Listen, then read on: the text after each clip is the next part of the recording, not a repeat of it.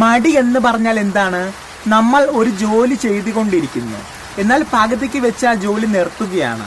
നമ്മൾ മടി പിടിച്ച് എവിടെയെങ്കിലും പോയി ഇരിക്കുന്നു, അല്ലെങ്കിൽ ആരെങ്കിലും അമ്മയോ അച്ഛനോ സുഹൃത്തോ ആരെങ്കിലും എന്തെങ്കിലും ജോലി ചെയ്യുവാനായി നമ്മെ വിളിക്കുമ്പോൾ നമ്മൾ ഇപ്പോൾ വരാം പിന്നെ വരാമെന്ന് പറഞ്ഞ് നാളെ നീളയാകുന്ന ആ ഒരു പ്രവൃത്തിയാണ് മടി എന്നതുകൊണ്ട് ഞാൻ ഉദ്ദേശിച്ചത്. സൈക്കോളജിക്കലായിട്ട് പറയുകയാണെങ്കിൽ ആദ്യത്തെ ടെക്നിക്ക് എന്താണെന്ന് വെച്ചാൽ, മടി മാറ്റണമെങ്കിൽ ആദ്യം നമ്മൾ തന്നെ വിചാരിക്കണം, മറ്റാരും വിചാരിച്ചിട്ട് കാര്യമില്ല. കാരണം നമ്മുടെ മടി മാറ്റുവാൻ നമ്മൾ വിചാരിച്ചില്ലെങ്കിൽ മറ്റാരാണ് വിചാരിക്കുക? നമുക്ക് വിശക്കുമ്പോൾ ഭക്ഷണം കഴിക്കുന്നത് നമ്മൾ തന്നെയല്ലേ?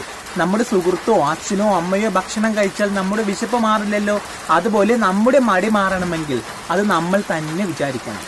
നമ്മൾ ഒരു ജോലി ചെയ്യുമ്പോൾ അല്ലെങ്കിൽ എന്തെങ്കിലും പ്രവൃത്തി ചെയ്യുമ്പോൾ അതിൽ തന്നെ ശ്രദ്ധ കേന്ദ്രീകരിച്ചുകൊണ്ട്